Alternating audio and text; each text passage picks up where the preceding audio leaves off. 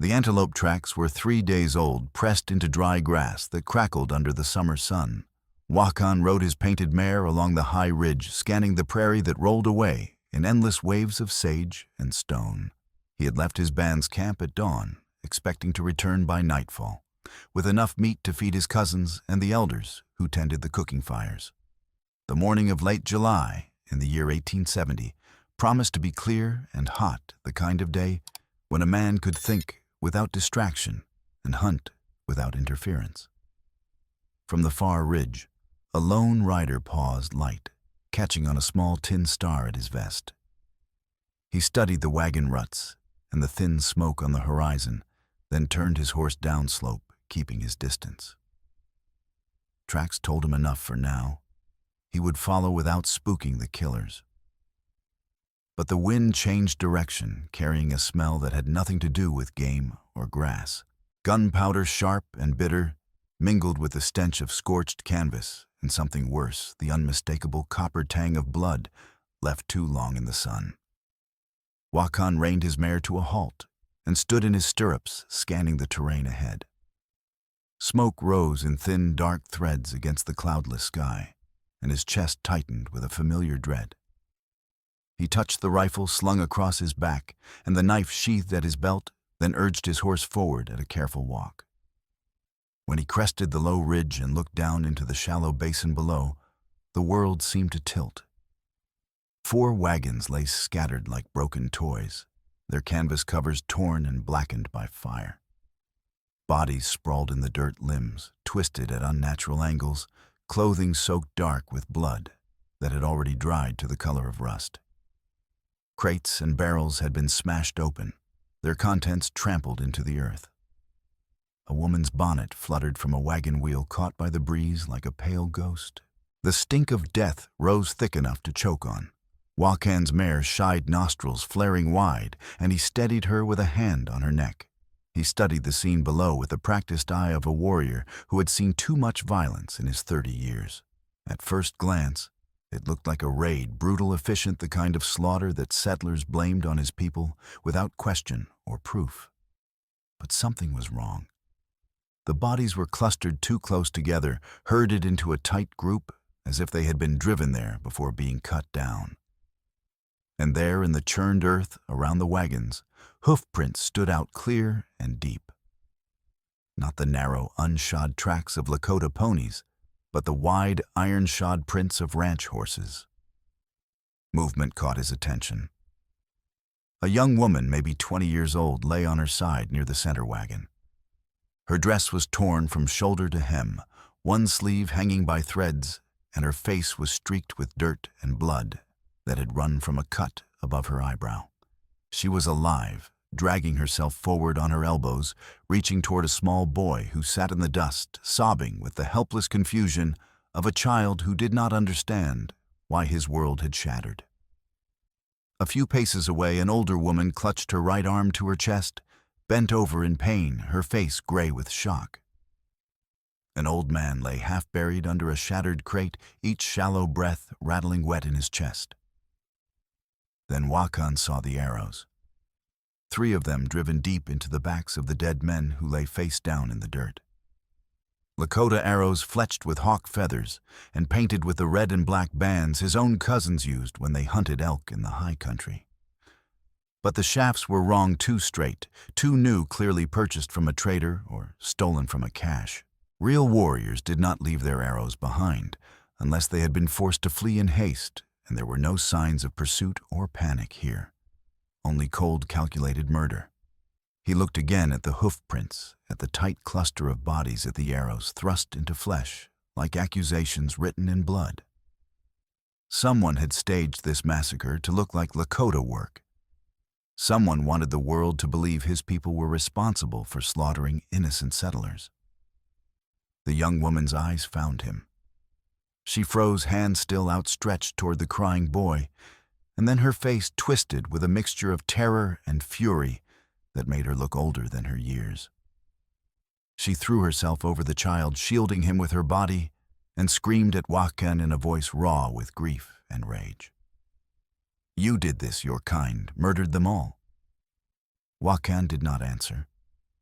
Words would mean nothing to her, not now, not when she was drowning in fresh loss. Instead, he lifted 2 fingers to his mouth and whistled sharp and high. From the ridge behind him, 2 younger men rode down on swift ponies.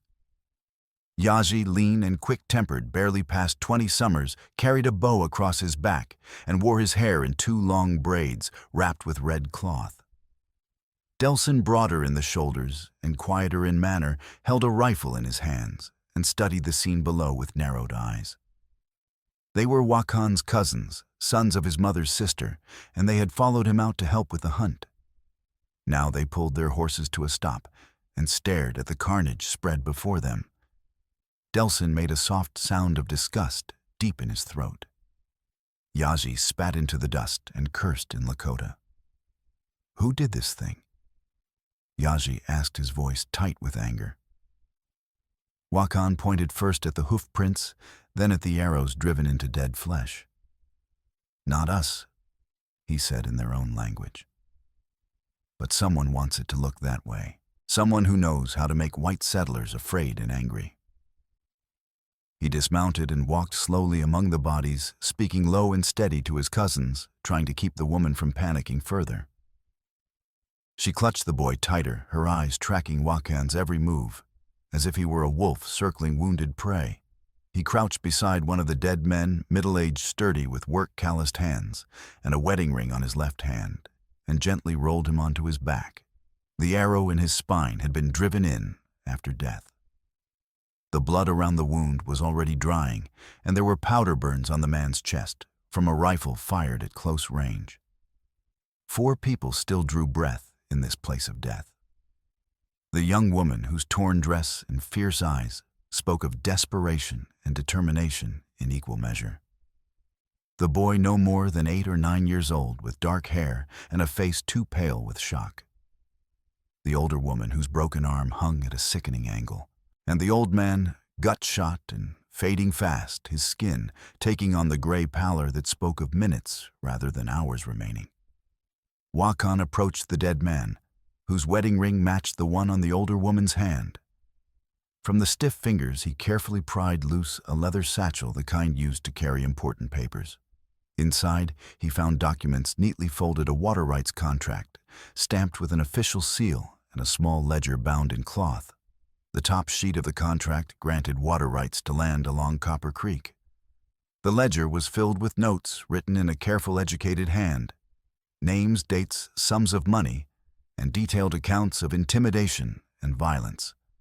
One signature appeared again and again, bold and sprawling across multiple pages: Godfrey Pike. Wakan knew that name the way every Lakota on the high prairie knew it. Pike was the largest cattle baron in the valley, a man who believed land belonged to whoever could hold it by force and cunning. His riders carried rifles and wore the XX brand burned into their saddles and their souls. Wakan had seen Pike's men burn out homesteaders who refused to sell their claims, poison water holes to drive away Lakota hunting parties, and bribe territorial officials to look the other way while they expanded their empire of grass and blood. Now it seemed Pike had decided a massacre blamed on the Lakota would solve whatever problem this family had posed to his ambitions. Wakan slipped the satchel over his shoulder and turned to the young woman. She glared at him, trembling with a mixture of fury and fear, but she did not scream again. He pointed at the old man lying in the dust, then at the sun climbing higher in the sky, and shook his head slowly. There was not much time left. Before he could decide what to do next, the sound of hooves reached them from the east, growing louder by the second. He spun rifle coming up to his shoulder, and Yaji and Delson moved to flank him. Through a cloud of dust came a dozen riders' hats, pulled low over their faces, bandanas tied across their mouths and noses. A few wore feathers tied to their hat bands in a crude, insulting imitation of Lakota ornamentation. They rode hard, then slowed when they saw Wakan standing among the dead, a warrior in war paint and buckskin, facing them without fear. The lead rider pulled down his bandana, revealing a face weathered by sun and wind, with a jagged scar running from his left eyebrow to his jaw. Hard Harry Pike's foreman. Wakan had seen him in Copper Creek Town, counting out silver coins for men who did the kind of work that could not be done in daylight. Harry stared at Wakan for a long moment, his eyes cold and calculating. Then he laughed, a sound like gravel scraping against wood. "Well, hellfire and damnation," he drawled, his voice carrying across the dust. "We were told the savages had already cleared this place out proper. Didn't expect to find one still standing here admiring his work." Wakan stepped directly in front of the young woman and the boy, his rifle held low but ready. "You will not touch them," he said in rough but clear English, each word deliberate and hard. Harry's grin widened, showing teeth stained yellow by tobacco. "Ain't that something fine?" he said, looking back at his men. "A redskin with a conscience and manners to boot." Pike didn't mention nothing about that part of the plan. He raised his hand, and his men fanned out in a loose half-circle rifles, lifting with the smooth coordination of men who had done this kind of work many times before. "Now I reckon you ought to step aside real peaceable like, friend. We got orders to finish what we started here. Can't have witnesses running around town saying things that ain't true now, can we?" Wakan did not move. Behind him, he could hear the young woman's ragged breathing, could feel the weight of her gaze on his back. Yazi and Delson wheeled their horses to the flanks, cutting off Harry's easy angles of attack.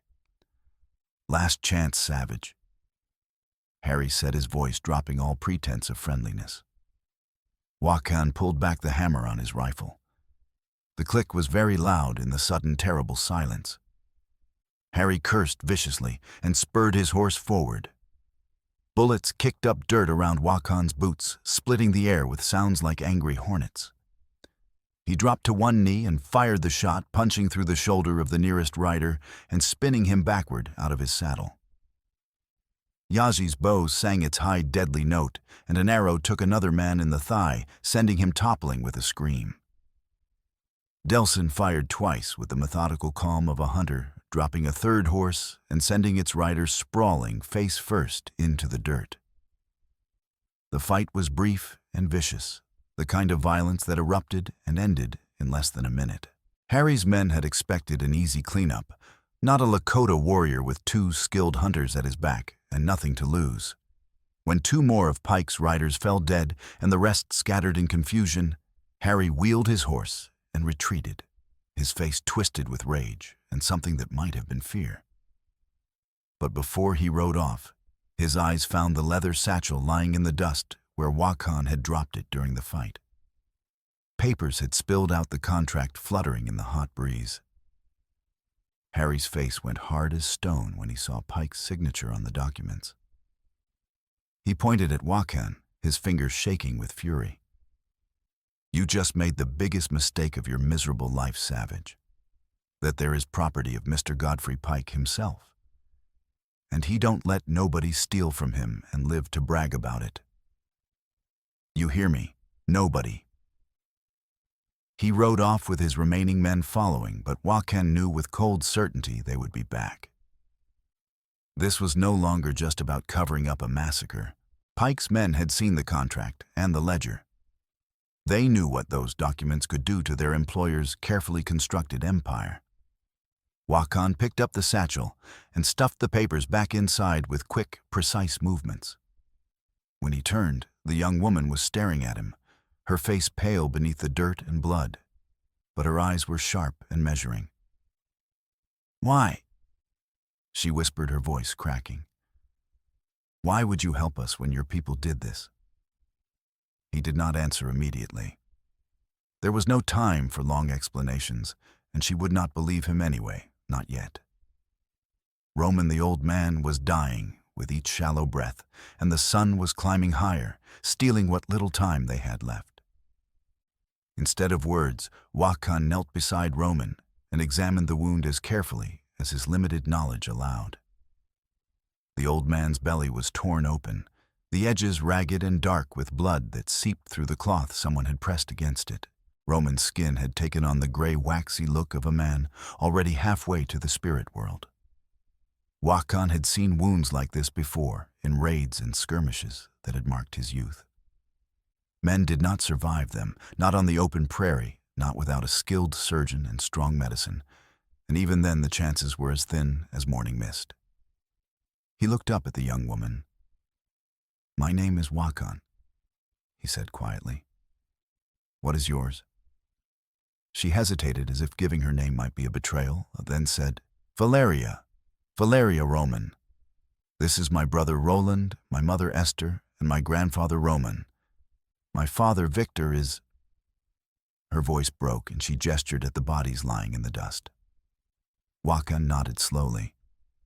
"Valeria," he repeated, tasting the unfamiliar syllables. "We must move from this place. The men will return with more riders. They will bring others from town who will believe what they want to believe. I won't leave my father." Valeria said, her voice rising. "He deserves more than to be left for coyotes and vultures." Wakan glanced at the sun, measuring the hours against the danger, and made his decision. "Then we will bury him," he said. "But we must be quick." Yazi protested in Lakota, his words coming fast and urgent. "Wakan, we have no time for this. If Pike's men return with reinforcements, then we will deal with them when they come." Wakan said, his voice carrying the flat finality that ended arguments. "But we will not leave this man for scavengers. I have seen what it does to the living when the dead are not honored." They worked together under the brutal sun, digging a grave in the hard rocky soil. Valeria insisted on helping, and Wakan did not argue. She used a broken shovel, her hands blistering and bleeding, as she hacked at the earth with a desperate energy that spoke of grief too large to contain. Wakan worked beside her in silence, his own hands growing raw and aching, while Yazi kept watch from the ridge and Delson tended to the wounded. When the hole was finally deep enough, they lifted Victor's body with gentle care and lowered him into the ground. Valeria pressed her father's wedding ring into a flat stone and placed it on his chest, her fingers lingering there for a long moment. She murmured a prayer, not loud enough for Wakan to hear the words, but he understood the meaning in her bowed head and shaking shoulders. They covered the grave with dirt and piled rocks over it to keep animals from digging. When Roland came forward and placed a small wooden horse carved and polished smooth by loving hands on top of the stones, Valeria pulled him close and buried her face in his hair. "Papa made it for me last winter," Roland said, his voice barely a whisper. "I know, sweetheart," Valeria said. "He would want you to leave it here." Wakan gave them a moment of privacy, then said, "We must go now. Your grandfather needs more help than I can give, and staying here will get us all killed." They lashed Roman to a travois, the old man too weak to protest or even acknowledge what was happening around him. Esther, her broken arm splinted as well as Delson could manage, rode on one of the surviving wagon horses. Valeria swung Roland up behind her on another horse, holding him tight as they started toward the distant line of cottonwoods that marked Copper Creek. The land here was cruelly open, offering almost no cover, just rolling prairie dotted with sage and the occasional dry wash. The sun hammered down without mercy, and Wakan could feel sweat running down his back beneath his buckskin shirt. They were halfway across the exposed flat when gunfire erupted from the ridge they had just left. Bullets hissed through the air, kicking up geysers of dust around the horses' hooves. Wakan spurred his mare forward, the travois bouncing wildly behind him, threatening to tear loose. Valeria bent low over Roland's head, urging her horse faster. Esther clung to Delson's saddle with her good hand, her face twisted in pain with every jarring step. Yazi wheeled his pony and fired back his rifle, cracking in short, sharp bursts that made Pike's men dive for cover. The riders on the ridge, maybe 6 or 7 of them, slowed their pursuit, but did not stop. They were testing the distance, seeing how far their bullets would carry, and how many shots they could risk before running out of ammunition. Wakan spotted a shallow wash choked with sage and prickly yucca ahead and to the left. "There," he shouted, pointing with his free hand. "Get into the wash." They veered toward it, horses scrambling down the crumbling bank, and plunged into the narrow cut, just as a fresh volley of shots rang out.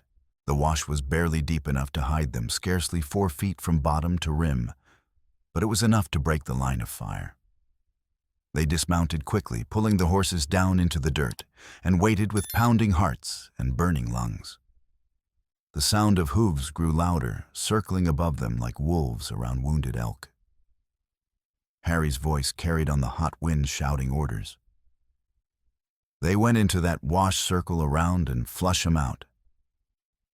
But the wash twisted and turned, and the thick brush made it nearly impossible to see more than a few yards in any direction. After several tense minutes during which Wakan could hear his own heartbeat loud in his ears, the riders gave up and moved on their curses and threats, fading into the distance.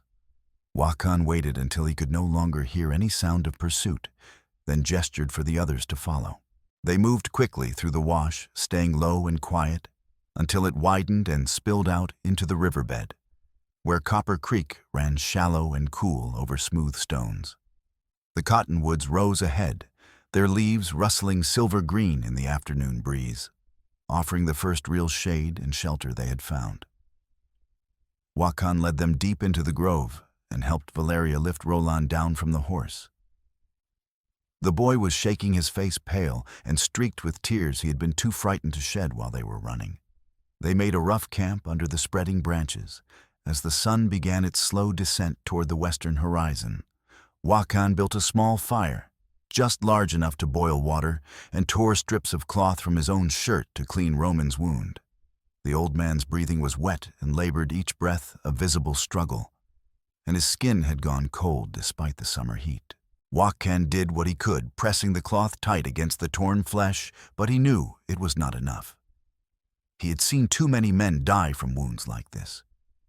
The bullet had torn through vital organs, and there was nothing anyone could do out here, miles from help and proper medicine. Valeria knelt beside him, watching his hands move with methodical care. "You should take us to Copper Creek," she said quietly, her voice steady despite the fear in her eyes. "There's a doctor there. Maybe he can save my grandfather." "Maybe," Wakan said, but his tone suggested he did not believe it. Valeria's hands clenched into fists on her knees. "I don't understand any of this," she said, her voice rising slightly. "Why are you helping us? We're not your people. You owe us nothing. We're the ones who took your land, who killed your buffalo, who—" "Stop," Wakan said gently. He looked up from Roman's wound and met her eyes. "You did not do those things. You were just trying to live same as my people. Same as everyone." "Then why?" Valeria pressed. "Why risk your life for strangers?" Wakan was silent for a long moment, staring into the small fire. Then he said, "When I was 12 winters old, bluecoat soldiers came to our winter camp. They said we were trespassing on land that belonged to the government, even though our people had hunted there for generations beyond counting. When my father tried to explain, tried to show them the treaty his grandfather had signed, they shot him. They burned our lodges and killed anyone who tried to run." He paused, his jaw tight. "I watched my father die in the snow. I remember thinking that if I could just move fast enough, be strong enough, I could stop what was happening. But I was a boy, and I could not." Valeria's eyes filled with tears. "I'm sorry," she whispered. "That's horrible." Wakan shook his head. "It is the way things have been for a long time, but I made a promise to myself that day. I promised that if I ever had the chance to stop such things from happening to someone else, I would not stand aside. I would not let people suffer just because others decided they did not matter." He looked at Roland, who had fallen asleep against Esther's shoulder, exhausted beyond endurance. "So, I help you because I know what it is to lose everything. And because it is the right thing to do." Before Valeria could respond, the sound of hooves splashing upstream cut through the peaceful evening. Wakan moved instantly, his hand clamping over Valeria's mouth as he pulled her down into the shadows behind a fallen log. He gestured sharply at Delson, who grabbed Roland and Esther and dragged them under the overturned wagon they had salvaged from the massacre site. Yazi slipped behind another log, his bow already in his hands, an arrow nocked and ready. The riders came slowly, picking their way carefully through the cottonwoods in the fading light. 5 of them moving in a loose line, rifles held ready across their saddles. Wakan recognized the careful, professional way they moved, that these were not angry townspeople or panicked amateurs. These were Pike's experienced men hunters tracking wounded game. Wakan pressed his spare rifle into Valeria's hands and whispered directly into her ear, his breath warm against her skin. "You load for me. When I fire, you give it back loaded. Can you do that?" Valeria's eyes went wide with fear, but she nodded, her jaw clenching with determination. Her hands shook as she took the weapon, but she held it steady. Wakan moved to the edge of their makeshift camp, staying low behind the natural cover. One of the riders dismounted and crept forward on foot, his boots making soft crunching sounds on dry leaves and twigs. Another stayed mounted, covering the tree line with his rifle. The others fanned out, trying to encircle the camp without exposing themselves. Wakan waited until the dismounted man was close enough that he could hear the man's breathing, and then he sighted along his rifle and fired. The shot took the man in the leg, spinning him around with a shout of pain and surprise. The other riders opened fire immediately, bullets smashing into trees and sending splinters flying through the air. Wakan ducked back, shoved the empty rifle at Valeria, and grabbed the loaded one she held out to him. "There," he said urgently, pointing at the mounted rider. "See that rock ledge above his head? Not his head, the rock. Just hit the rock." Valeria swallowed hard, her throat working visibly, then raised the rifle to her shoulder. Her hands shook, but she forced them steady sighting along the barrel, the way her father had taught her years ago when she was just a girl learning to hunt rabbits. She squeezed the trigger, and the rifle kicked hard against her shoulder. The bullet smashed into the stone ledge directly above the mounted rider's head, sending chips of rock and a shower of dust raining down on him. He ducked instinctively, flinching away from the falling debris, and in that brief moment when his rifle wavered off target, Wakan moved. He fired twice fast and accurate, and the rider toppled from his saddle with a strangled cry. Yazi's bow sang its deadly song, and another man fell clutching at the arrow buried in his chest. Delson fired from under the wagon, his shots careful and measured, each one finding its mark. The remaining riders, realizing they were pinned down and taking heavy losses, pulled back into the gathering darkness, their curses and threats fading away. Wakan waited, every muscle tense and ready, until he was absolutely certain they were gone. Then he turned to Valeria, who was still holding the rifle. Her face pale, but her eyes steady and fierce. "You did well," he said quietly. Valeria let out a shaky breath and handed the rifle back with trembling hands. "I've never shot at a person before," she said, her voice barely above a whisper. "I thought I would freeze, but—" "You did not shoot at him," Wakan reminded her gently. "You shot at the rock. That was smart thinking. You gave me the opening I needed without taking a life. There is honor in that." Valeria looked at him for a long moment, something shifting in her expression. "Thank you," she said, "for trusting me, for giving me a chance to help instead of just hiding." "You earned it," Wakan said simply. The night passed slowly, each of them taking turns keeping watch while the others tried to sleep.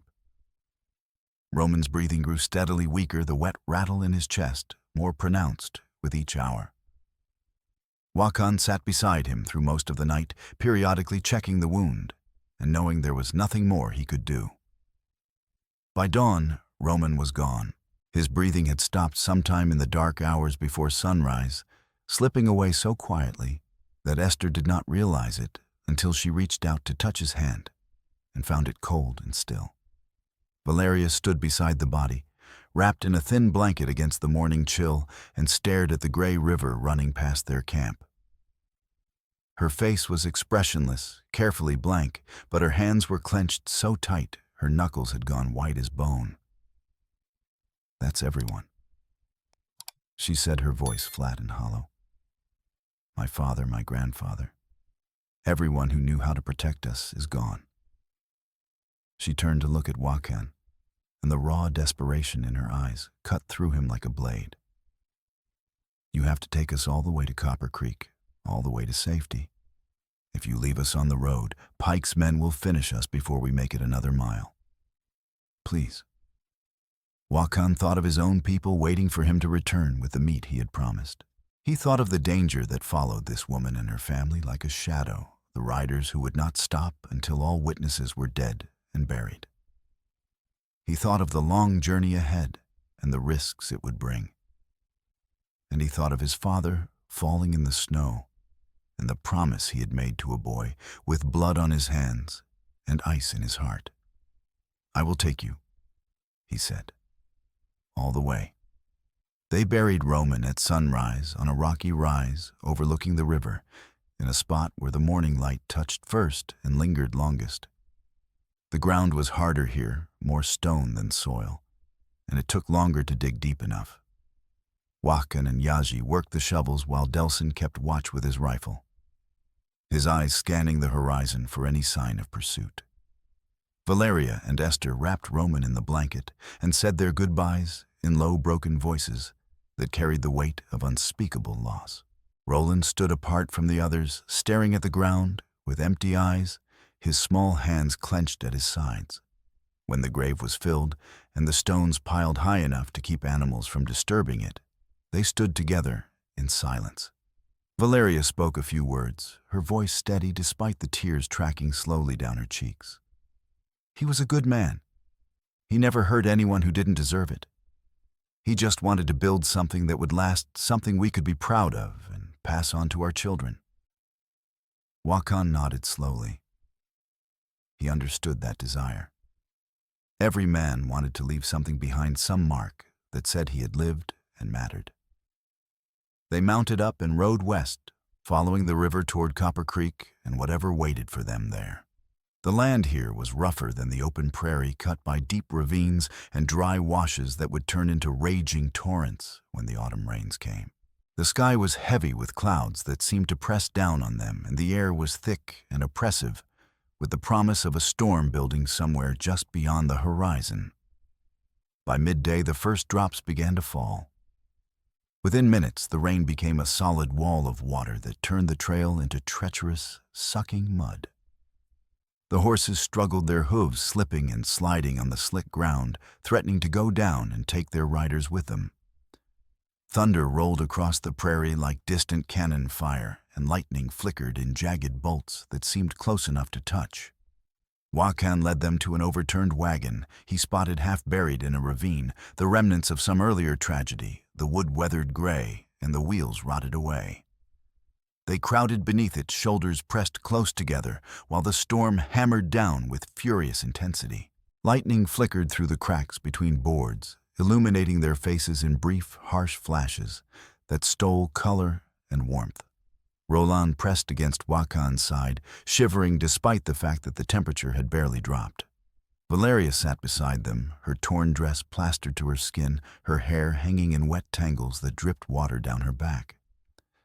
She looked at Wakan, and for a moment their eyes met in the flickering light. Neither spoke, but something passed between them, an acknowledgement of shared danger, of trust slowly being built in the space between strangers who had become unlikely allies. When the storm finally passed, leaving the world washed clean and shining, they climbed out into air that smelled of wet earth and sage. The prairie was transformed puddles reflecting the pale sky like scattered mirrors, and every plant seemed to glow with renewed life. They rode on, passing the burned-out shell of a homestead that stood alone on a low hill like a monument to broken dreams. The well had been deliberately filled with rocks and debris, making it useless. The timbers of the house were blackened and collapsed, the windows empty and staring. And there, burned deep into the gatepost, was the XX brand that marked Pike's property. Wakan pointed at it without speaking. Valeria stared at the ruin, her face hardening into something cold and determined. "How many?" she asked quietly. Wakan shrugged. "Many. Too many to count. He takes what he wants and destroys anyone who stands in his way." "Not anymore," Valeria said, her voice carrying a steel edge that had not been there before. "We have the ledger. We have proof of what he's done. That has to count for something." "Maybe," Wakan said, but his tone suggested he had seen too many times when proof and truth meant nothing in the face of power and money. They rode in silence after that, each lost in their own dark thoughts. The sun was sinking toward the western horizon, painting the clouds in shades of orange and crimson, when they met Dr. Solomon Pike on the trail. He was driving a two-wheeled mule cart, piled high with wooden crates and leather satchels, the kind a traveling doctor used to carry instruments, medicines, and surgical tools. Solomon Pike was thin to the point of gauntness, with a narrow, serious face and eyes that seemed haunted by things he had seen and could not forget. He wore a black coat despite the heat and a wide-brimmed hat, both covered in the pale dust of long travel. When he saw Wakan riding at the head of the small group, he pulled the cart to a halt and raised both hands, slowly, palms out, showing he was unarmed. "Good evening," he said carefully, his voice soft and cultured with the accent of a man educated somewhere back east. "I mean no harm to you or your companions." Wakan studied him for a long moment, taking in the exhaustion written in the lines around his eyes and the medical supplies visible in the cart. "Doctor?" he asked in English. Solomon nodded. "Yes, Dr. Solomon Pike. I run a clinic in Copper Creek, such as it is." His eyes moved past Wakan to take in Esther's splinted arm, Roland's pale, exhausted face, and the haunted look in Valeria's eyes. His expression tightened with concern that seemed genuine. "What happened to you people?" Valeria urged her horse forward, her voice sharp, with the need to make someone understand and believe. She told him everything, her words clipped and angry, not sparing any of the terrible details, the massacre the arrows meant to blame the Lakota, the riders who had tried to finish them off. When she mentioned Godfrey Pike's name, Solomon's face went pale beneath his tan, the color draining away, as if someone had pulled a plug. "My brother," he said quietly, almost to himself. Valeria's eyes narrowed with suspicion. "Your brother did this." Solomon looked away, his hands tightening on the reins until his knuckles showed white. "I don't know for certain," he said, each word seeming to cost him something. "But I wouldn't be surprised. Godfrey believes that land and water belong to those strong enough to take them and hold them. He doesn't see people like you as equals. He sees you as obstacles to be removed by whatever means necessary." He climbed down from the cart with slow, careful movements and approached Esther. "May I examine your arm, ma'am?" he asked gently. Esther nodded, too exhausted and in too much pain to object. Solomon's hands were skilled, and sure as he unwrapped Delson's rough splint and examined the break. He made soft, considering sounds as his fingers probed the swollen flesh, then he pulled fresh supplies from his cart and set the bone, properly wrapping it in clean cloth and wooden splints bound with leather straps. When Valeria showed him the leather satchel and explained what was inside the contract, the ledger, all the careful documentation of Pike's crimes, Solomon's face went even paler, if that was possible. His hands trembled slightly as he opened the satchel and examined the papers, his eyes moving quickly over the signatures and dates. "This is dangerous," he whispered, his voice barely audible. more dangerous than you can imagine. If my brother knows you have this evidence, if he even suspects it exists, he'll kill everyone who's seen it. He'll burn the whole territory to the ground before he lets this reach a territorial marshal or federal judge. Then help us, Valeria said, leaning forward with desperate intensity. Take us to someone who can stop him. Someone with the authority and the courage to stand up to your brother. Solomon shook his head slowly, his expression bleak. The sheriff in Copper Creek is in Godfrey's pocket, bought and paid for years ago. So is half the town council, most of the businessmen, and anyone else with power or influence. If you walk into that town alone with a Lakota warrior at your side, and this ledger in your hands, they won't listen to a word you say. They'll see what they want to see, savages and troublemakers, and they'll lock you up or worse before you can open your mouths. Wakan stepped his horse forward, his voice flat and hard. Then what do you suggest, Doctor? That we run and hide, that we let your brother win? Solomon looked at him, and for a long moment, the two men measured each other across a distance that had nothing to do with the space between their horses. Then Solomon said, I'll go with you. I'll escort you into town and vouch for your story. It won't be enough by itself, but it might buy us enough time to get this evidence into the right hands. He paused, then added quietly, My brother keeps Copper Creek on a short leash, but he doesn't control everything. Not yet. He climbed back onto his cart and gestured for them to follow. Stay close to me, he said, and be ready for anything. Godfrey has eyes and ears everywhere, and he doesn't take kindly to opposition. They rode into Copper Creek as the sun touched the horizon, casting long shadows across the dusty main street. The town was larger than Wakan had expected, two saloons facing each other like rival gunfighters, a general store with windows full of goods, a livery stable where the smell of horses and hay drifted out into the evening air, and a dozen smaller buildings clustered around a central square. Men stood on the boardwalks, watching them pass with hard, suspicious eyes that measured and judged. A few women pulled their children inside and closed their doors with sounds that carried clearly in the quiet. Sheriff Hardison was waiting for them in front of the jail, as if he had known they were coming. He was a big man, barrel-chested and red-faced, with a tin star pinned to his vest and a pistol sitting heavy on his hip. He stood with his arms crossed over his chest, flanked by two deputies, who looked young enough to be nervous, but old enough to know how to use the rifles they carried. Solomon. Hardison called out, his voice carrying across the street like a warning bell.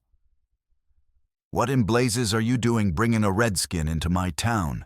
You know the rules about Indians coming in armed. Solomon climbed down from his cart and walked forward with his hands raised in a calming gesture. Sheriff, these people need help. There's been a massacre out on the Eastern Trail. An entire family murdered, their wagons burned. I know about the massacre. Hardison interrupted, his voice cutting across Solomon's words like a blade. He reached into his coat and pulled out a blood-stained Lakota arrow, holding it up high so the gathering crowd could see it clearly. This here was found at the site by men who rode out to investigate. One of the survivors said he saw a war party riding off, whooping and hollering like the savages they are. Now you bring one of them right into my town, bold as brass. Wakan felt the crowd's mood shift and darken, felt anger and fear rising like a wave about to break. He kept his hands away from his rifle, kept his face impassive and calm, but his muscles were coiled tight beneath his skin, ready to explode into motion if needed. Valeria urged her horse forward, her voice ringing out clear and strong across the street. That arrow is a lie, she shouted, anger giving her volume and force. It wasn't the Lakota who killed my family, it was Godfrey Pike's men. They murdered my father and grandfather, tried to kill all of us, and this man saved our lives. She held up the leather satchel for everyone to see. We have proof. My father's ledger with Pike's signature on every dirty deal, every murder, every crime he's committed. The crowd murmured the sound like wind through dry grass, uncertain and shifting.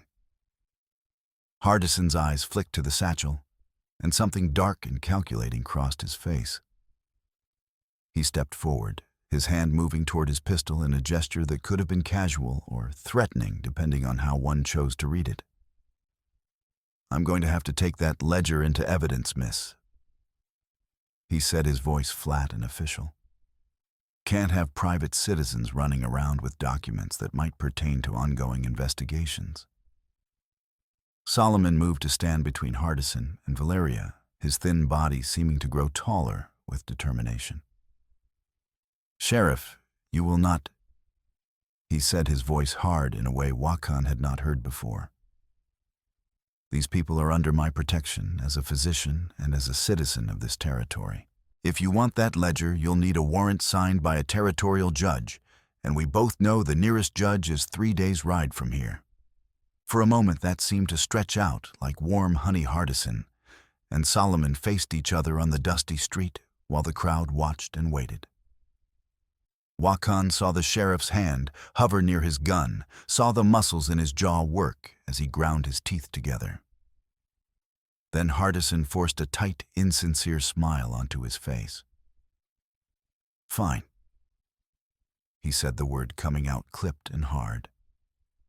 "But I'm taking the savage into custody for his own protection. Can't have him wandering around free when folks are angry and scared. Liable to get himself hurt or cause trouble, you understand." Before anyone could protest or react, the two deputies moved with sudden speed, grabbing Wakan's arms and twisting them behind his back with practiced efficiency. He could have fought, could have broken free, thrown them off, made them pay for putting their hands on him. But he caught Solomon's eyes across the space between them, saw the desperate plea written there as clearly as words on paper, and he forced himself to go still.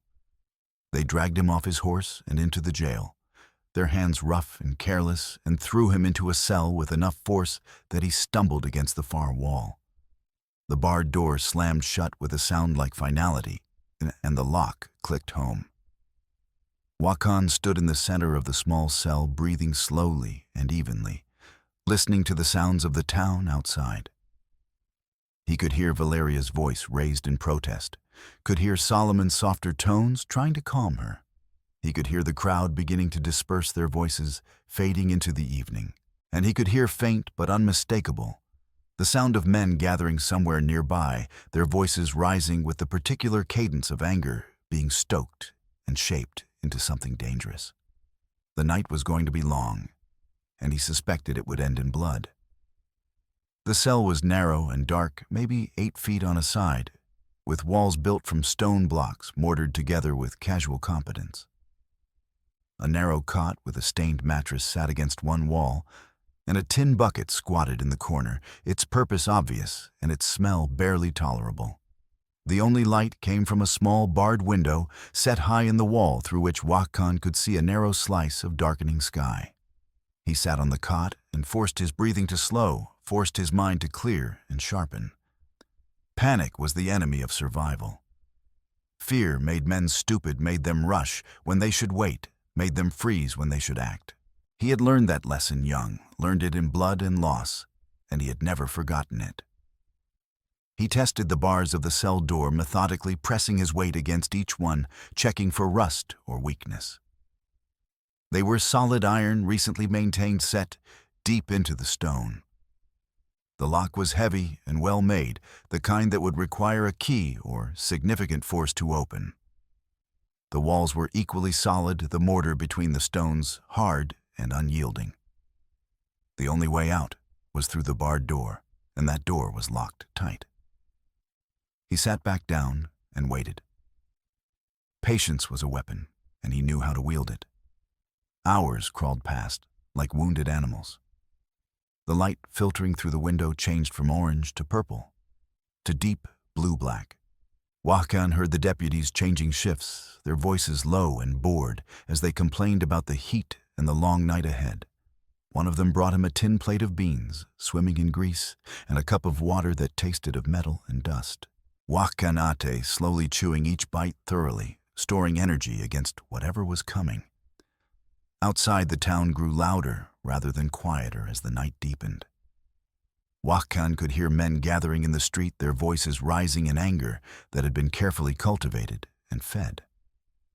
Someone was making a speech, the words muffled by distance and walls, but the tone unmistakable, full of righteous fury and the kind of certainty that made men dangerous.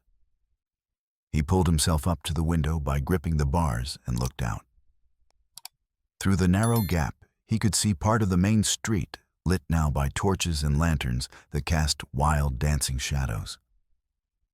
A crowd had gathered in front of the saloon, maybe 50 men, some holding rifles, others clutching bottles that they raised in salute to the speaker.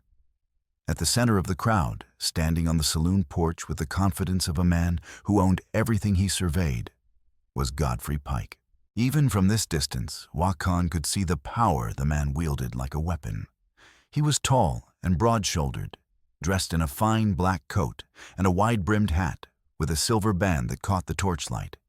He spoke with easy authority, his voice carrying across the street, and the crowd hung on his every word like faithful dogs, waiting for scraps from their master's table.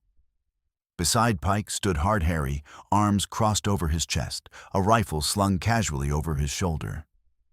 Other ranch hands flanked them, and their faces hard with the look of men who had done violence before and would do it again without hesitation. Wakan could not hear the specific words Pike was saying, but he understood the meaning well enough. Pike was turning the town against him, using the massacre and the planted arrows as proof that the Lakota were a threat that needed to be dealt with decisively. And when Pike was finished talking, when he had whipped the crowd into sufficient fury, they would come for Wakan with a rope and a tree, and the absolute certainty that they were doing the right thing. He dropped back down to the floor and began to search the cell more carefully, looking for anything that might be useful. There had to be something: a loose stone, a weak bar, a nail left behind by some previous occupant. But the cell had been built by men who knew their work, and it offered no easy escape. The sound of boots on stone made him turn. The cell door rattled, but it was not opening. Instead, Dr. Solomon Pike stood on the other side of the bars, holding a canvas bag in his hands. He looked pale and drawn, his face tight with worry, but his hands were steady. "Sheriff," he called back toward the front room, his voice carefully casual. "I need to examine the prisoner. Make sure he's fit to stand trial if it comes to that." Hardison's voice came back thick with suspicion. "You got 5 minutes, Solomon. Not 1 second more." Solomon stepped closer to the bars and spoke in a voice so low it barely qualified as sound. "I can't stop them. Harry's got the whole town worked up into a lynch mob. They're coming for you probably within the hour." "I know," Watkins said quietly. Solomon's hands fumbled with the canvas bag, pulling out bandages and a bottle of carbolic, as if he were preparing to treat injuries. But hidden among the medical supplies, his fingers closed around something else: a slim surgical scalpel and a length of thin wire. He pressed them through the bars into Wakan's waiting hand. "Wait until the crowd is at its loudest," Solomon whispered, his lips barely moving. "They'll rush the jail all at once, and in that confusion you might have a chance. The lock mechanism is old, but well maintained. If you can work the scalpel into the keyhole while using the wire to trip the tumblers—" He trailed off, knowing the odds were slim but better than nothing. "Why do you help me?" Wakan asked, genuinely curious. "I am not your people. Your brother is your blood." Solomon's face twisted with something that might have been pain or shame or both mixed together. "Because Godfrey stopped being my brother the day he decided that power and land mattered more than human lives. Because I took an oath to do no harm, and watching an innocent man hang for crimes he didn't commit would violate that oath more thoroughly than anything else I could imagine.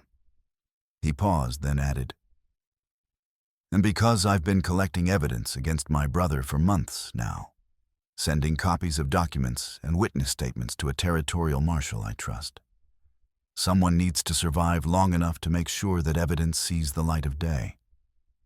Wakan closed his hand around the scalpel and wire, hiding them in his palm. "Thank you," he said simply. Solomon nodded. And once gathered his supplies back into the bag and called out to Hardison, "He's fit enough, Sheriff. No signs of injury or disease." He walked away without looking back, and Wakan was alone again in the dark cell with small, fragile tools and a slim chance that might be enough if luck decided to favor him for once. Outside, the crowd grew louder, their voices rising in a chant that Wakan could not quite make out, but whose meaning was clear enough. They were working themselves up to violence, stoking their courage with whiskey and Pike's smooth words. Wakan sat on the cot and worked the scalpel into the keyhole of his cell door, his fingers moving with the careful precision of a man who understood that his life depended on getting this right. The lock mechanism was complex, full of small pins and tumblers that needed to be manipulated in exactly the right sequence. He worked slowly, feeling for the resistance points, using the wire to probe and lift. The sound of breaking glass made him pause. Through the high window, he heard shouting, heard the crowd surge forward with a roar like an angry beast. Rocks smashed through windows, shattering them inward. Men were yelling for justice, for vengeance, for blood. Wakan returned to his work, his hands steady even as his heart pounded faster. One tumbler lifted, then another.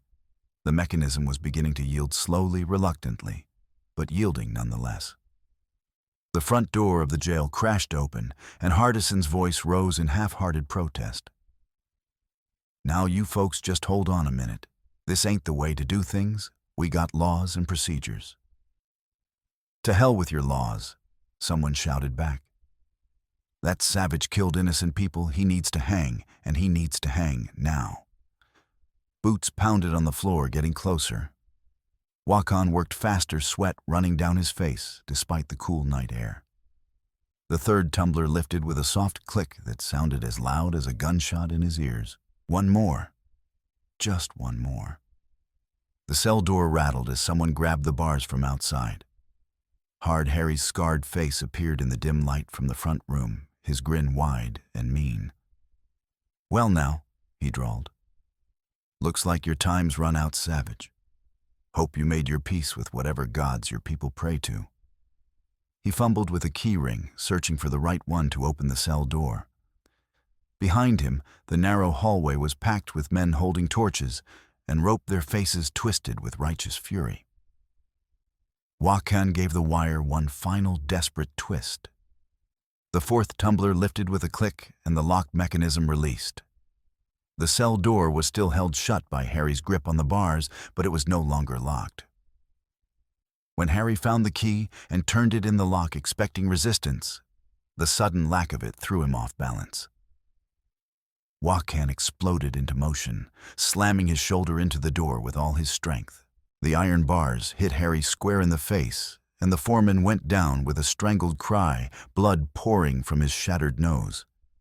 Wakan burst out of the cell into the packed hallway. Fists and elbows flew. Someone grabbed his arm and he twisted free, driving his elbow back into soft flesh. A deputy fired his pistol, but the bullet went wild in the confusion, smashing into the stone wall and sending chips flying. The crowd was packed too tight, unable to bring their weapons to bear without hitting each other.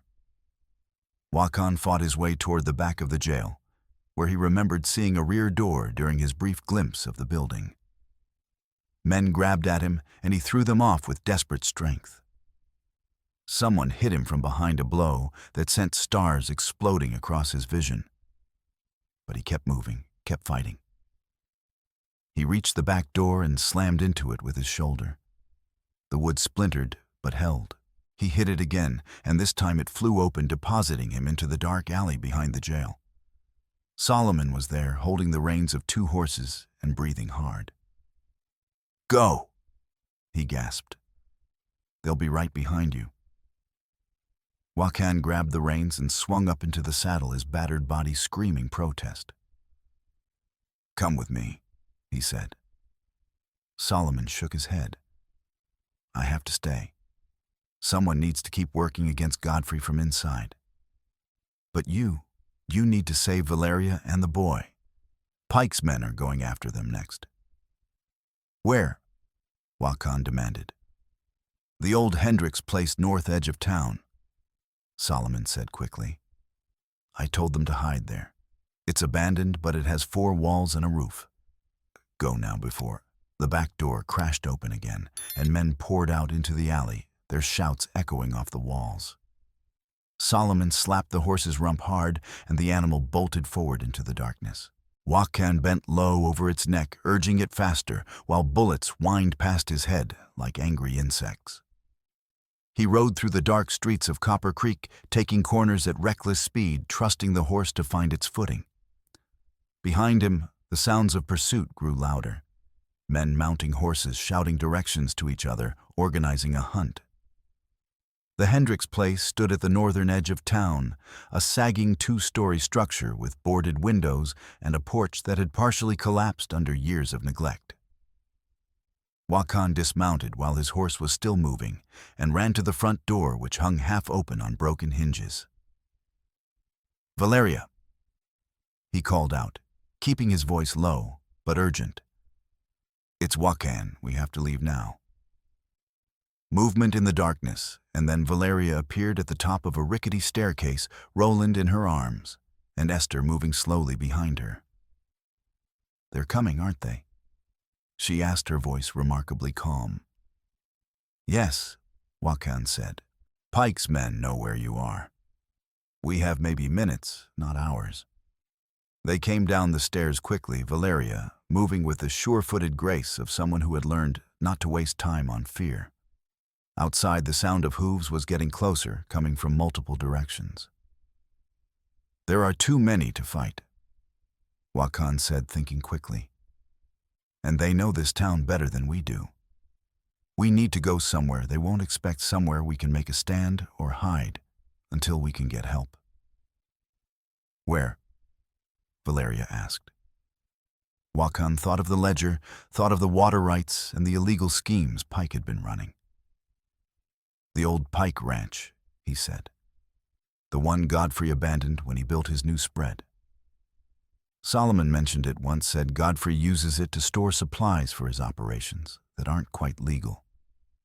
If we can get there, we might find evidence that backs up what's in the ledger, and it's the last place they'll think to look for us. It was a desperate plan full of risks and unknowns, but desperation was all they had left. They rode north through the darkness, 4 people on 3 horses moving as quickly as they dared across unfamiliar terrain. Behind them, the lights of Copper Creek faded into the distance, and the sounds of pursuit scattered as Pike's men searched in multiple directions. The old Pike Ranch sat in a shallow valley 5 miles north of town, accessible only by a narrow trail that wound through broken country full of ravines and loose rock.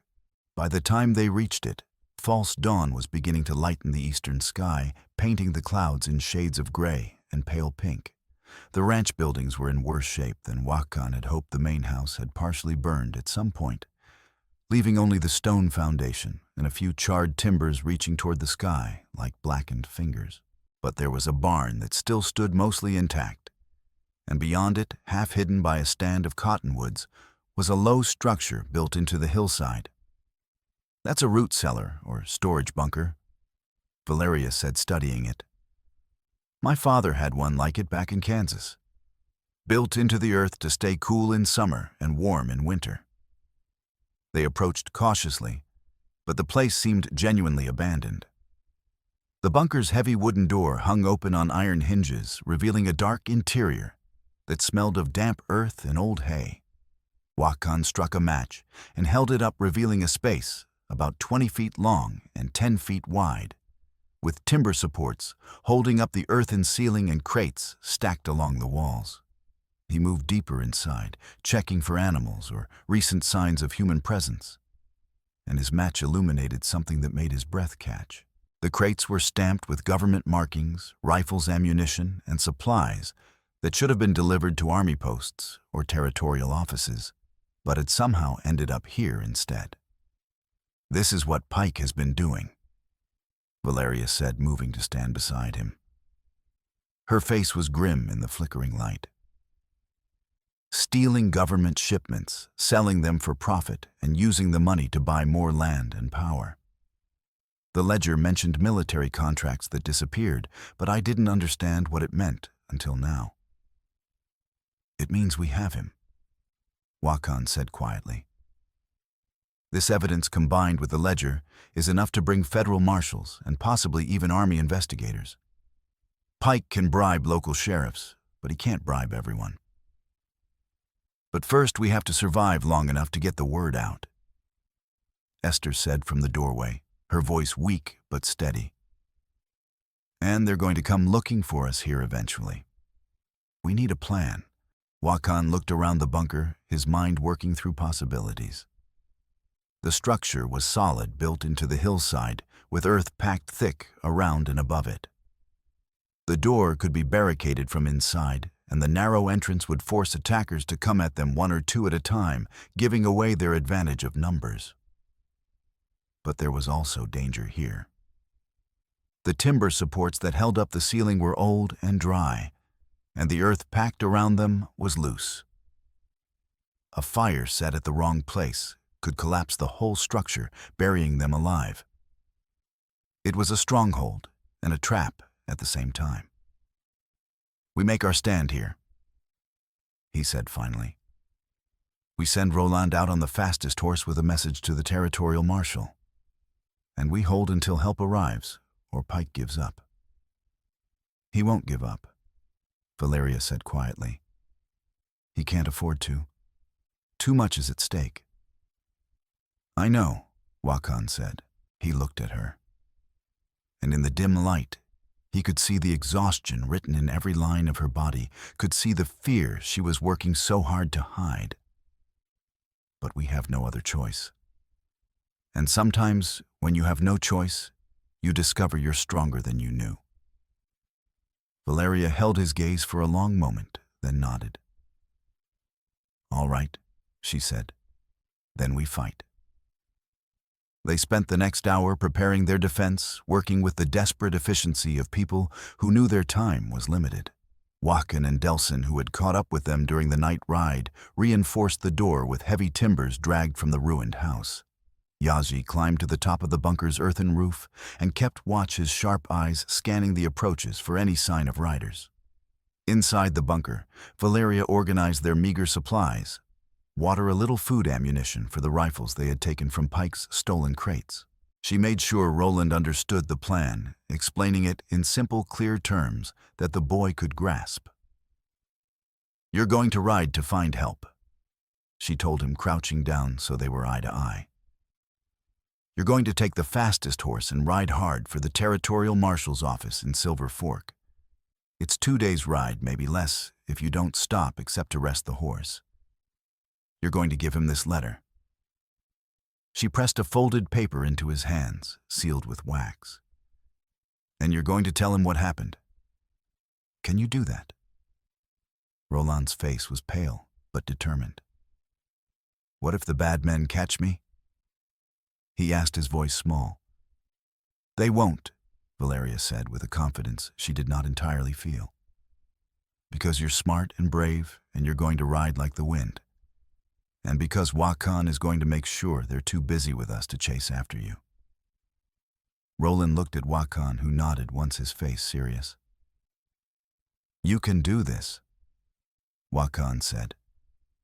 "I have seen your courage. You are stronger than you know."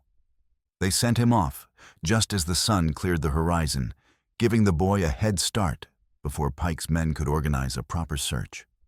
Valeria watched him ride away until he was just a speck against the golden morning light. And then she turned back to the bunker with tears on her face that she wiped away with an angry gesture. "He'll make it," Wakan said quietly. He has to, Valeria replied. Because if he doesn't, none of this matters. Pike's men found them just after noon. Yazi spotted them first, a line of riders coming from the south, maybe 15 strong, with Hard Harry and Cutter in the lead. Cutter was Pike's other lieutenant, a man with mean eyes and a reputation for enjoying the violence of his work. They came on slowly, spreading out as they approached, surrounding the bunker in a loose half-circle that cut off most escape routes. Wakan gathered everyone inside and barred the door, leaving just a narrow gap through which they could observe and fire if necessary. The riders stopped about 50 yards out, just beyond easy rifle range, and sat their horses while they studied the situation. Then Godfrey Pike himself rode forward, his black coat dusty from travel, but his bearing still confident and commanding. He stopped his horse and called out, his voice carrying easily across the open ground. "You in there, this doesn't have to end badly. Send out the ledger and the woman, and the rest of you can walk away. You have my word as a gentleman." Wakan almost laughed at the absurdity of that offer. Instead, he called back, "Your word means nothing. We know what you did. We have proof of your crimes. Federal marshals are already on their way." Pike's face darkened, but his voice remained calm.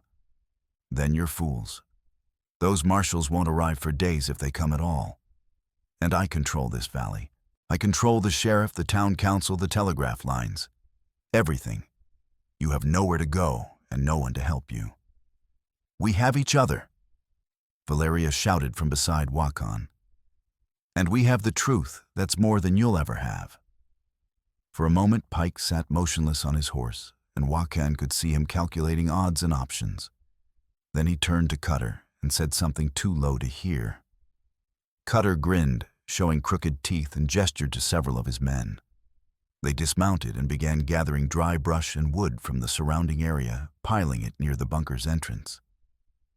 The meaning was clear: if they couldn't force their way in, they would smoke their quarry out or burn them alive. Wakan felt Valeria tense beside him. "We can't let them set that fire," she said urgently. "The smoke will kill us faster than the flames."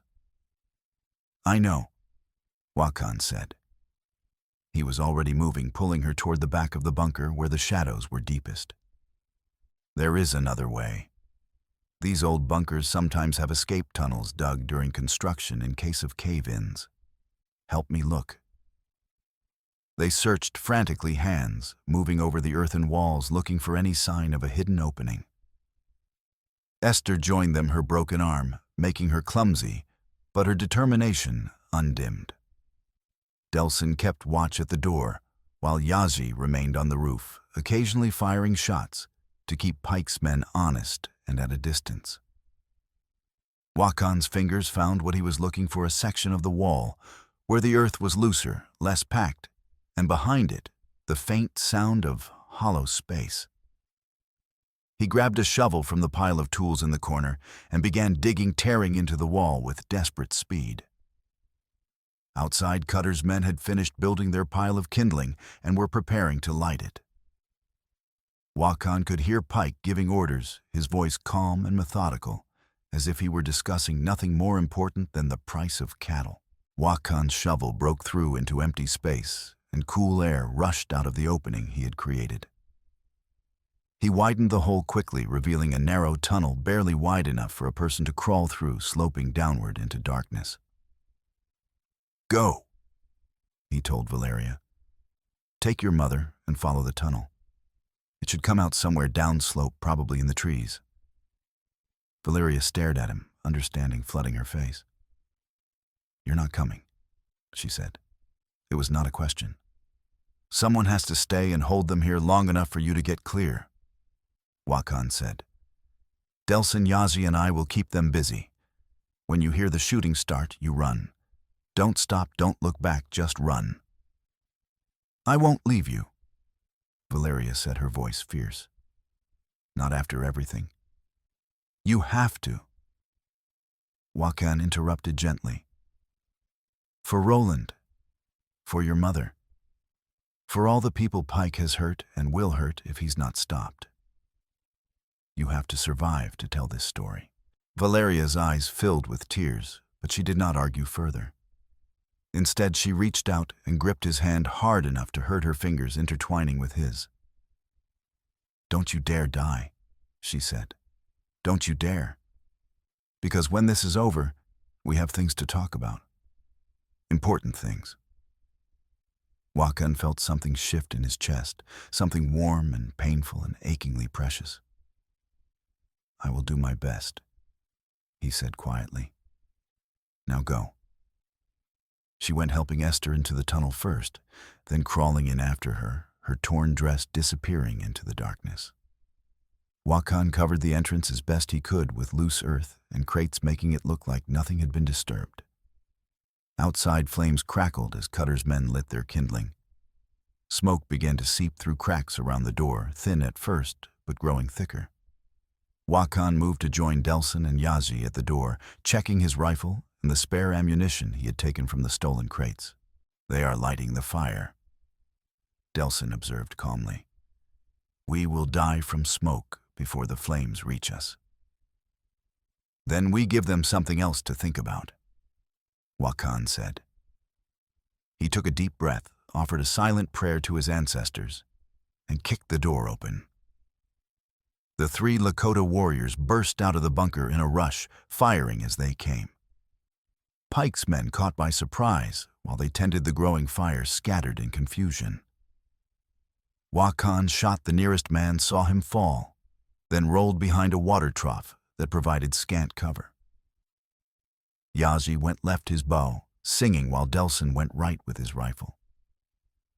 The fight that followed was chaos, smoke, and noise, and the acrid smell of gunpowder hanging thick in the air. Wakan lost track of time, measuring it only in shots fired and targets dropped. He felt a bullet graze his left arm, felt the hot sting of it, but he kept moving, kept firing, kept drawing attention away from the tunnel where Valeria and Esther were hopefully making their escape.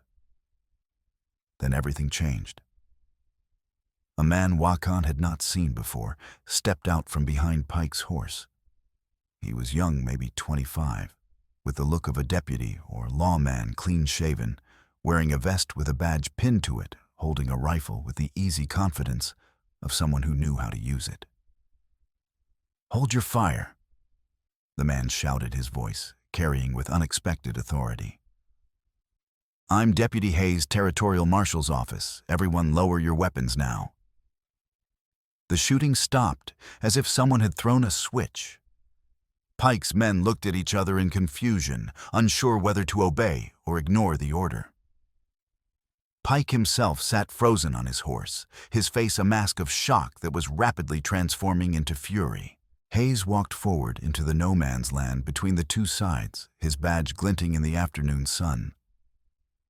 "Mr. Pike," he said, his voice formal and hard, "you and your men are under arrest for murder, theft of government property, and conspiracy to defraud the United States government. Territorial Marshal Garrett received information about your activities several weeks ago and sent me to investigate. I've been watching this ranch for 3 days, documenting everything, and I now have all the evidence I need." Pike's face went purple with rage. "You have no authority here, boy. This is my land, my territory." "Not anymore," Hayes said calmly. He gestured and more men stepped out of the trees, 6 of them all carrying rifles, all wearing badges. "Federal jurisdiction trumps local corruption, Mr. Pike. You're done." For a moment that hung suspended like a drop of water about to fall, Pike sat rigid in his saddle, his hand moving toward the rifle on his saddle holster. Wakan saw it happening and shouted a warning, but Pike was already moving, pulling the rifle free and swinging it toward Hayes. Wakan fired. His bullet took Pike in the shoulder, spinning him sideways.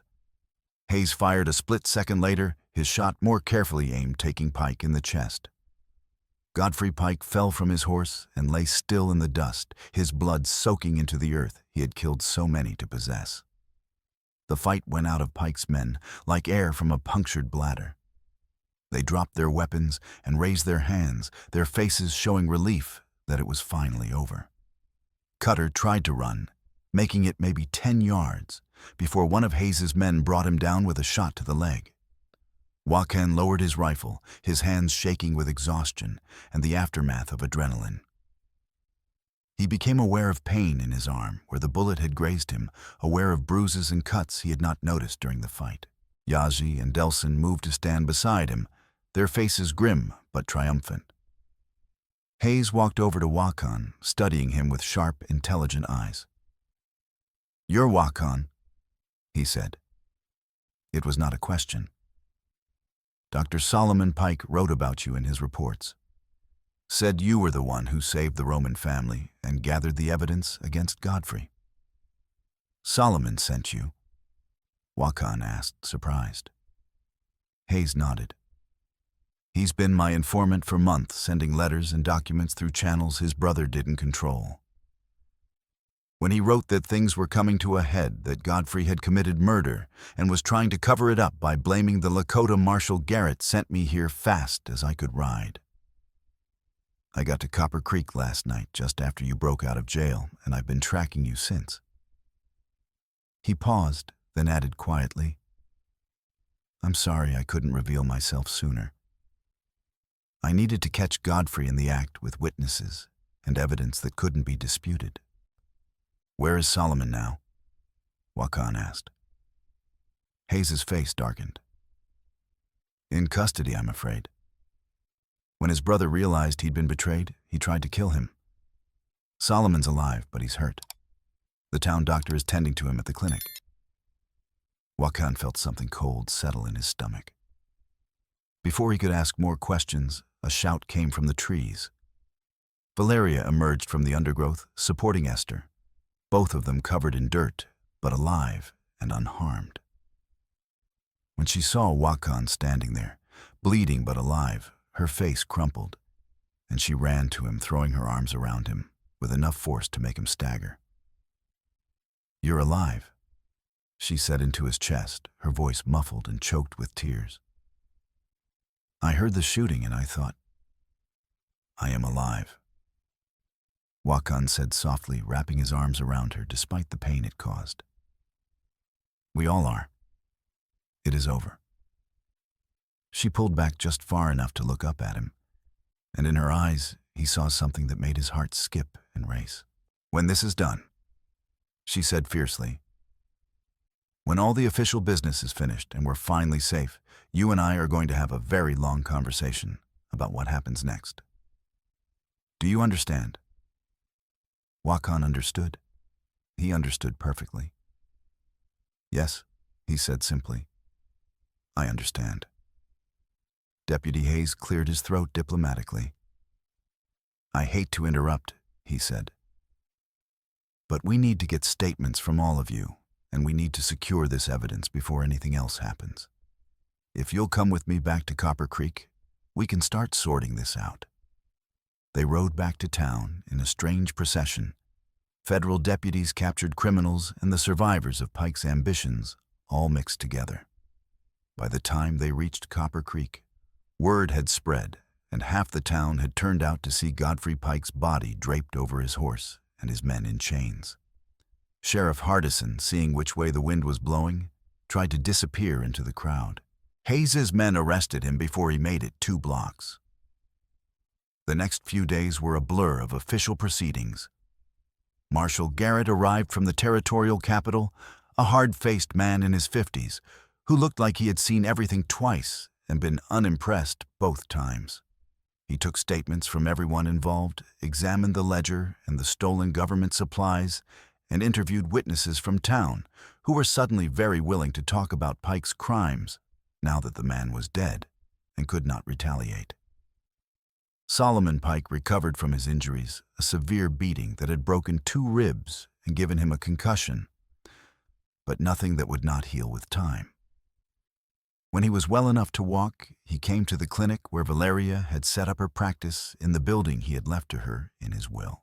The will itself had been something of a surprise. Solomon had updated it weeks before the final confrontation, leaving the clinic his house, and a small amount of money to Valeria, with the stipulation that she render care without prejudice to settler or Lakota alike. He had also included a signed recommendation now backed by Marshal Garrett's official stamp for continued medical support to the Lakota bands in exchange for peaceful passage and mutual aid during harsh winters. "You knew," Valeria said when Solomon explained. "You knew what your brother was going to do, and you planned for it." Solomon's battered face managed a weak smile. "I knew Godfrey would never stop, never change. I knew eventually it would come to violence, and I wanted to make sure that if I didn't survive, something good might still come from all this tragedy." He looked at Wakan, who stood by the window watching the street. "You saved my life when you shot Godfrey. He was going to kill me that night in town. I owe you a debt I can never repay. You owe me nothing," Wakan said quietly. "You have already paid more than anyone should have to pay to do what is right." Solomon left Copper Creek a week later, heading back east to stay with family and recover fully from his injuries. Before he left, he shook Wakan's hand and told Valeria, "Take care of this one. Men like him are rarer than gold and twice as valuable." The legal proceedings took months to fully resolve. Pike's estate was seized by the territorial government and auctioned off to pay restitution to his victims. The stolen government supplies were returned to their rightful owners. Sheriff Hardison was tried and convicted of corruption and accessory to murder, spending the rest of his life in a territorial prison. And slowly, carefully, Copper Creek began to heal. The Massacre Hill where Victor and Roman had been buried became a place of quiet remembrance. Grass grew back over the scarred earth, and wildflowers bloomed in the spring purple lupine and yellow prairie roses that swayed in the wind. Simple wooden crosses and stone cairns marked the graves of the dead, both those killed by Pike's men and several of Pike's own men who had fallen in the final battle. It was to this place that Valeria rode one morning in early spring, 8 months after the events that had brought her to Copper Creek. Wakan rode with her and Roland and Esther, whose arm had healed enough that she could ride without assistance. Yazi and Delson accompanied them along with several Lakota elders from Wakan's band, who had come to witness and bless what was about to happen. They gathered at the top of the hill where the wind blew clean and strong, carrying the smell of new grass and distant rain. Valeria wore a simple dress of blue cotton, her hair braided with strips of leather, and small white beads that caught the morning sun. Wakan wore traditional clothes, buckskin leggings, and a shirt decorated with porcupine quills, his long hair loose and flowing. One of the elders, a woman named Mapia, who had known Wakan since he was born, spoke in Lakota, her voice carrying the weight of tradition and blessing. She talked about the joining of two peoples, about the strength that came from unity instead of division, about the importance of remembering the dead while living fully for the sake of those still breathing. When she finished, she tied a strip of soft deerskin around Wakan, and Valeria's joined hands, binding them together in the traditional way. Then a settler minister brought from town at Valeria's request spoke words from his own tradition about love and commitment and building a future together. Roland stood beside them, holding a bundle of dried sage that he would burn later as an offering to the spirits and the dead. Esther watched with tears on her face. But they were tears of joy, mixed with grief, happy that her daughter had found someone worthy of her strength and courage. Sad that Victor and Roman could not be there to see it. When it was done, when all the words had been spoken and the blessings given, Wakan and Valeria stood together at the edge of the hill and looked out over the land that stretched away in all directions. The prairie was turning green with spring, and in the distance they could see Copper Creek winding through the cottonwoods like a silver thread. "What do we do now?" Valeria asked quietly. Wakan considered the question. "We live," he said finally. "We take care of the sick and injured. We teach Roland to be strong and kind. We build something that will last, something your father and grandfather would be proud of. We keep this land between our peoples shared and protected." "That sounds like a good plan," Valeria said. She leaned against him, and he wrapped his arm around her shoulders, holding her close. A freight wagon rattled along the road below, heading toward Copper Creek, with supplies and mail from the outside world. Wakan automatically shifted his position, placing himself between the wagon and his new family, Valeria, Roland, Esther, and even Yazi and Delson, who had become as close as brothers through shared danger. Valeria noticed the protective gesture and smiled, laying her hand on his chest where she could feel his heartbeat steady and strong. "We keep this place between us," she said, repeating the words that had become their promise and their purpose. "Together. Together." Wakan agreed. They stood there as the sun climbed higher, warming the earth that held both their dead and their hopes for the future. The wind carried the scent of sage and wildflowers, and somewhere in the distance, an eagle called its cry sharp and clear and full of fierce joy. Below them, Roland placed stones carefully on the graves of his father and great-grandfather, and then stood back with his hand in Esther's. They were all here, the living and the dead, the Lakota and the settlers, the past and the future, woven together by blood spilled and justice fought for and love earned in the hardest ways possible. The future would not be easy. Seasons would turn, bringing drought and plenty cold and warmth. Treaties would be tested and sometimes broken. Old prejudices would not die quickly or without resistance. There would be more struggles ahead, more pain, more loss.